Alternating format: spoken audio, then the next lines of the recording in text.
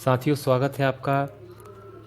आज हम बात करेंगे भारत के 10 ऐसे रहस्यमय स्थान, बातें और व्यक्तियों की जो वाकई में विज्ञान के सामने एक ऐसा प्रश्न चिन्ह लगाते हैं जिसके बारे में विज्ञान कुछ नहीं कह सकता। एक तरफ तो विज्ञान ने इतनी प्रगति कर ली है कि वो बहुत सारी बातों को रिवील कर रहा है, उन्हें बता रहा है अंतरिक्ष के क्षेत्र में, लेकिन ये बातें जो भारत के ऐसी हैं जिनके बारे में विज्ञान अभी भी मौन है, कुछ भी नहीं कह सकता। चलिए शुरू करते हैं। पहली, कोंगला दर्रा, लद्दाख। कोंगला दर्रा लद्दाख को एलियंस का घर माना जाता है। यदि कोंगला दर्रा लद्दाख की आप लोकेशन देखेंगे तो ये उस क्षेत्र में पड़ता है जो कि लद्दाख क्षेत्र में आता है। भारत और चाइना के बीच इसमें डिस्प्यूटेड है, इसलिए दोनों, ना तो ये भारत में पड़ता है अच्छे से, ना चाइना में पड़ता है, और यहाँ पर पेट्रोलिंग ढंग से नहीं हो पाती। पूरा के पूरा बर्फीला ये क्षेत्र है और इस पूरे बर्फीले क्षेत्र में यहाँ के जो स्थानीय निवासी है उन्होंने कई बार अंतरिक्ष जीवों के गुप्त स्थापना स्थल के रूप में इसे देखा है। कई बार यहाँ यूएफओस आती हुई देखी हैं। यूएफओस मतलब वो चीज़ें जिन्हें कहते हैं अनआइडेंटिफाइड फ्लाइंग ऑब्जेक्ट्स, यानी जिन्हें उड़न तस्तरी के रूप में जाना जाता है। तो यहाँ के स्थानीय लोगों ने कई बार ऐसी तस्वीरें देखी हैं। इवन 2006 जून 2006 में गूगल सैटेलाइट के द्वारा भी एक ऐसी ही तस्वीर सामने आई है जिसमें एक ऐसा ही फ्लाइंग ऑब्जेक्ट इस क्षेत्र में दिखाई दे रहा है। तो ये है पहला मिस्टीरियस जगह, रहस्यमय स्थान। दूसरा, ताजमहल एक शिव मंदिर, तेजो महलाए। ये बहस बहुत पुरानी है।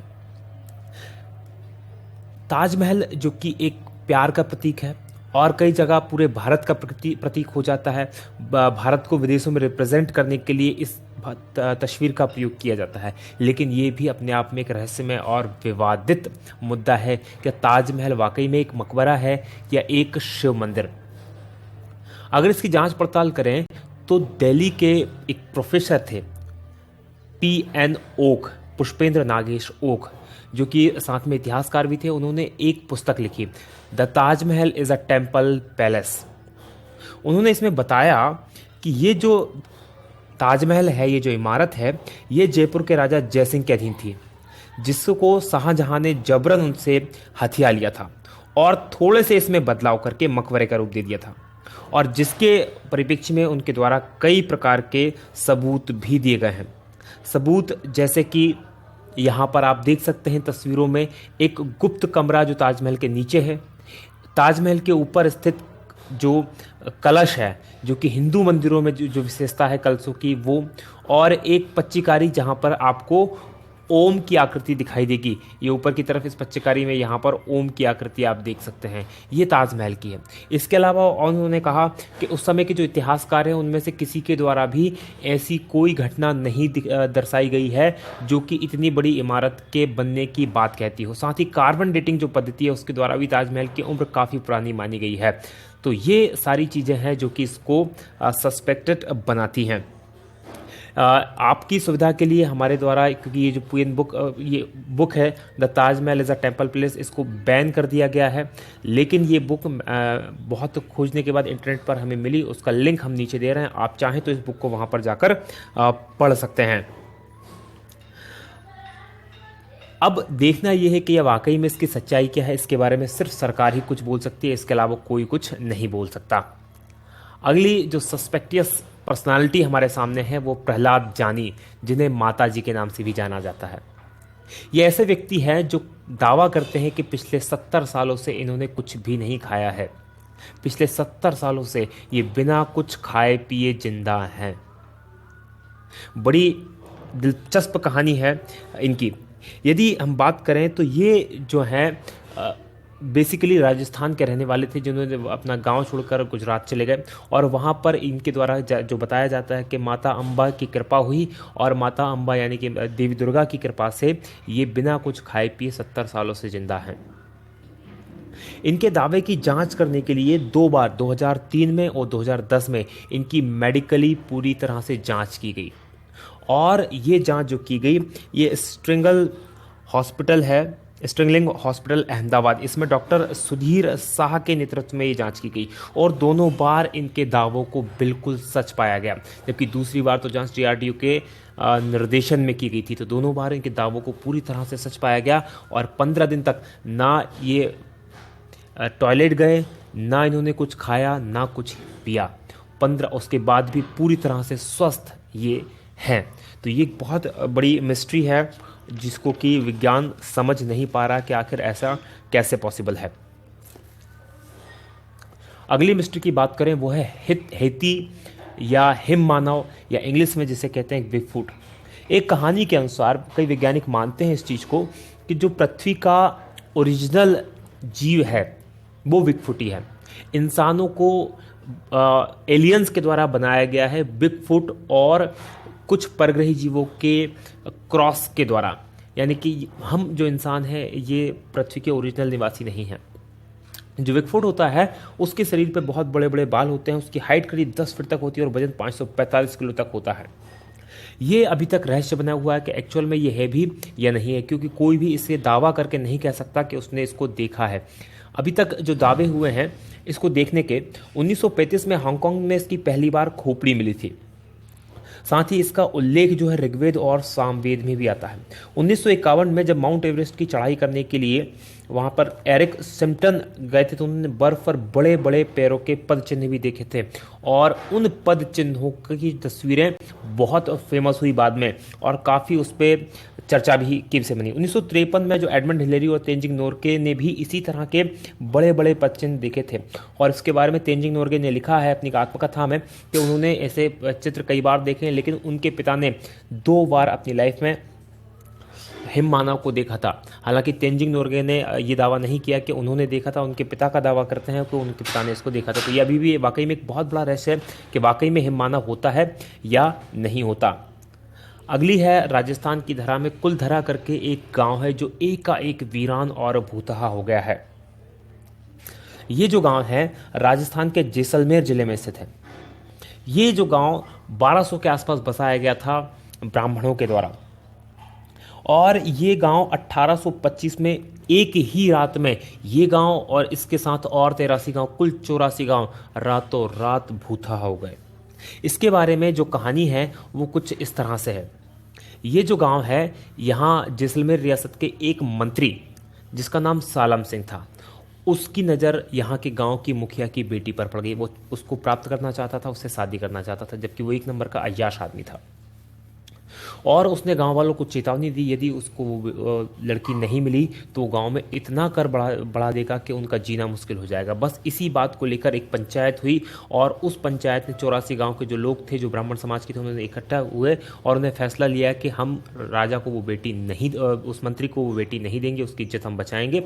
और रातों रात पूरा के पूरे 84 गाँव खाली कर चले गए और वो आज भी एज इट इज़ वहाँ पर सारी चीज़ें स्थित हैं। तो ये एक मिस्ट्री है कि रातों रात, और उसके बाद उनका ना तो ये पता चला कि वो कहाँ गए, ना ये पता चला कि वो कहाँ पर हैं। लेकिन जाते समय में उन्होंने इस गांव को कभी ना बसने का श्राप दिया और अभी तक ये गांव कभी भी नहीं बस पाया। 1-2 बार बीच में कुछ लोगों ने यहाँ रहने की हिम्मत की है, लेकिन उनकी भी यहाँ पर वो रह नहीं पाए, कभी भी इसको बस नहीं पाया। अगली है 6वां नंबर पे मैग्नेटिक हिल लेह। ये एक बहुत बड़ा रहस्य है। मैग्नेटिक हिल जो है लेह के अंदर, कश्मीर के अंदर स्थित है। जहाँ पर यदि आप देखेंगे किसी ढलान पर आप गाड़ी खड़ी कर दें तो आप पाएंगे यदि आपने गाड़ी में हैंड ब्रेक या गियर नहीं लगाया है तो गाड़ी नीचे की ओर लुढ़क जाएगी या नीचे की ओर लुढ़केगी। लेकिन यहाँ पर इसका उल्टा होता है। यदि गाड़ी आपने न्यूट्रल में या बिना ब्रेक के या बिना न्यूट्रल में खड़ी कर दी तो यहाँ गाड़ी ढलान के नीचे की ओर न लुढ़कते हुए ऊपर की ओर खींचेगी और लगभग वो भी 20 किलोमीटर प्रति घंटे की रफ्तार से तक ऊपर जा सकती है। तो बहुत बड़ा एक ये रहस्य बना हुआ है। कहा जाता है कि यहाँ बहुत बड़ा मैग्नेटिक फील्ड है जो गाड़ियों को, क्योंकि वो आयरन की बनी होती है और लोहा जो होता है आयरन को खींचता है, इसलिए वो इसे अपनी ओर खींचती है। तो ये भी एक बहुत बड़ा रहस्य है। आप इन सब चीज़ों को गूगल पर देख सकते हैं, इनके बारे में पढ़ सकते हैं बहुत ईजिली। जितनी भी मैं चीज़ें बता रहा हूँ सब के सब गूगल के बेस में इनके ऊपर बहुत विस्तार से लिखा हुआ, आप इसको देख सकते हैं। अगला है 7वां नंबर का जातिंगा। जातिंगा है असम में और ये है पक्षियों का आत्महत्या स्थल। यहाँ पर पक्षी आत्महत्या करते हैं और बहुत बड़ी तादाद में करते हैं, इसलिए ये एक बहुत बड़ा प्रश्न चिन्ह बना हुआ विज्ञान के लिए भी। होता क्या है, मानसून के बाद जब सितंबर और अक्टूबर के महीने में रात के समय खासकर 6 बजे से 9:30 बजे के बीच में कई पक्षी यहाँ पर क्या होते हैं, जो प्रवासी पक्षी आते हैं या स्थानीय पक्षी भी जो होते हैं, शहर में जो या गांव जिसे कहा जाए उसमें जो लाइटें लगी उनकी ओर आकर्षित होते हैं और टकराकर मर जाते हैं। और ये घटना खासकर सितंबर और अक्टूबर में ही होती है, इसलिए बहुत बड़ा रहस्य का विषय बना हुआ है। इस पर कई समय तक रिसर्च की गई, लेकिन कुछ भी समझ में नहीं आ रहा कि आखिर ऐसा क्यों होता है। अगली बात करें, 8वीं है भानगढ़ का किला। ये एक भूतहा महल है। भानगढ़ का किला राजस्थान में स्थित है। ये अजबगढ़ अलवर राजस्थान में स्थित है। यदि भानगढ़ के किले की हम बात करें तो रात में सूर्यास्त के समय यहाँ पर जाने की पूरी तरह मनाही है और इसके संबंध में भारतीय पुरातत्व संरक्षण विभाग ने वहाँ पर बोर्ड भी लगाया है, क्योंकि एक संरक्षित स्थल है। ऐसा कहा जाता है कि यहाँ पर जो यहाँ की राजकुमारी थी उस राजकुमारी से एक जादूगर जो था वो प्यार करने लगा था और उस जादूगर ने उस राजकुमारी को प्राप्त करने के लिए एक काले जादू करने का प्लान बनाया, जिससे कि वो राजकुमारी को अपने वश में कर ले। राजकुमारी को उससे पहले ही उसके काले जादू के बारे में पता चल गया और उसने उस जो जादूगर था उसको मरवा दिया। और जब वो जादूगर मरा तो उससे पहले उसने उस जगह को श्राप दे दिया और आज भी यहाँ पर रात के समय कोई भी रुकने की हिम्मत नहीं करता। और कुछ लोगों ने यहाँ पर रुकने की, रात में, दिन में हालांकि टूरिस्ट के लिए खुला रहता है, लेकिन रात में रुकने की कोशिश की तो वो कभी भी लौट कर वापस नहीं आए हैं। अगली जो जगह है वो है लेपाक्षी मंदिर आंध्र प्रदेश। लेपाक्षी मंदिर आंध्र प्रदेश एक बहुत ही नायाब नमूना है मंदिरों का। बहुत शानदार स्कल्पचर यहाँ बने हुए हैं। ये यहाँ पर एक हवा में झूलता खंबा यहाँ पर स्थित है। यहाँ पर क्या है, बेसिकली इस मंदिर के अंदर इसका आर्किटेक्चर या इस तरह से बनाया गया है कि यहाँ कुल 70 खंभों का ये मंदिर है और इन 70 खंभों में से एक खंभा ऐसा है जिसके नीचे जिस तरह से आप तस्वीर में देख रहे हैं इस तरह से कपड़ा आर से पार निकाला जा सकता है और इसका रहस्य कोई नहीं जानता। माना ऐसा जाता है कि इसमें जो खासकर बाजीगरी या ट्रिक जो है इसके शिल्प में या इसके आर्किटेक्चर में उसको इस तरह से बनाया गया है कि वो खंभा जो है हवा में झूलता रहे। तो ये एक बहुत बड़ा रहस्य है कि ये आखिर कैसे होता है, अभी तक कोई भी नहीं जानता। और सबसे इंपॉर्टेंट और सबसे आखिरी है वो 10वां है कोडनी केरल में एक गांव है।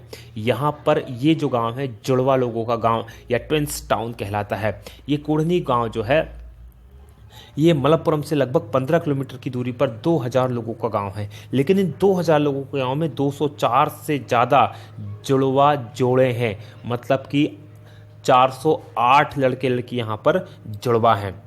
और ये जो 204 की जनसंख्या है ये इस गांव की कुल 10% जनसंख्या है, जो कि अपने आप में एक बहुत बड़ी मिस्ट्री है कि आखिर ऐसा क्यों हो रहा है इसी गांव में, क्योंकि एक ही गांव में इतनी बड़ी संख्या में जुड़वा पैदा होना एक इत्तेफाक तो नहीं हो सकता।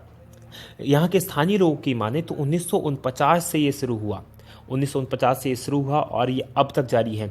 और यहाँ पर लगभग सभी उम्र के, ऐसा नहीं कि अभी जो बच्चे पैदा हो रहे हैं वही हैं, उससे पहले भी उम्र के ट्विंस यहाँ पर मिल जाते हैं।